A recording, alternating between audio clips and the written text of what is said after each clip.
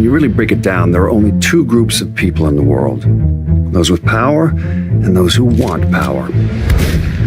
Take your hypothetical overworked, underpaid cab driver in Lost Heaven who finds himself on the payroll of a prominent crime family. Where to? Anywhere. Fast. Suddenly, we're not talking hypotheticals, but about Tommy Angelo and his work for the Salieri crime family. But there are times when the work doesn't fit the man. Take when Tommy cornered Salieri's man, Frank Coletti. Frank, the Don sent me. Coletti had gotten pinched and became a federal informant, and, no surprise, Salieri wanted him in the ground, pronto. Coletti told Tommy he did what he needed to do to protect his family, and there was something about his story. I'll never The wife, forget how you helped us. the kid. It hit home for Tommy, and Coletti walked. When Salieri found out, he ordered a hit on Tommy, and that's when Tommy Angelo did what was best for his own wife and kid, entered witness protection.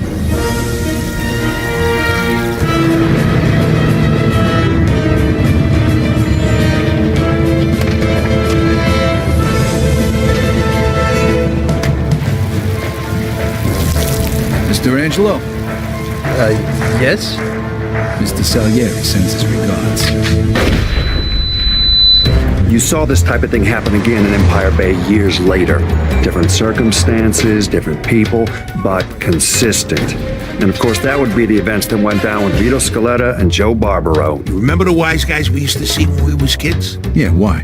The guy we're meeting here was one of them. Scaletta hoped working for the mob would allow him to provide a better life for his mother and sister. Yeah, Where'd you get all this money, Vito? Scaletta and Barbaro were like brothers. In those days, you were hard-pressed to be able to hire one and not end up with the other at his side. You have to understand, the mob's a group of people who do just about anything to get what they want. Sure, they may throw around words like family, but there's no such thing as loyalty in their world, not really. What'd they tell you, Vito?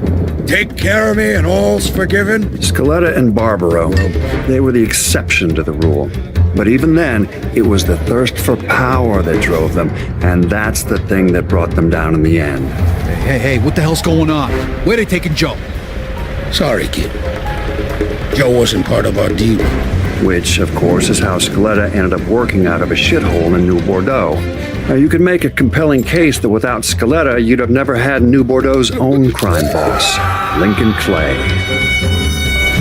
Lincoln was born with nothing, essentially grew up with nothing. That is, until he met Sammy Robinson. In Lincoln, he was forever bonded to Sammy and his brother Ellis. And despite of all the crimes he committed, I have no doubt he'd have laid down his own life for either one of them. No question. He lost everything that mattered most to him in the Night of Blood, save for his friendship with a morally bankrupt CIA agent. Point is, Lincoln Clay brought down the entire infrastructure of the mob in New Bordeaux, built up his own thing to take its place. Even still, what he did wasn't motivated by business. It was all about his family. I'm here to make you pay for what you did to Sammy and Ellis Robinson.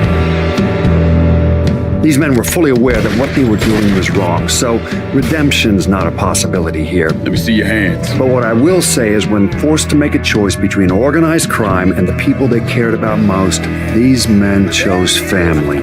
Every time. Of course, as long as you've got people who are willing to steal, maim, torture, and murder to get ahead, you're never getting rid of the mob.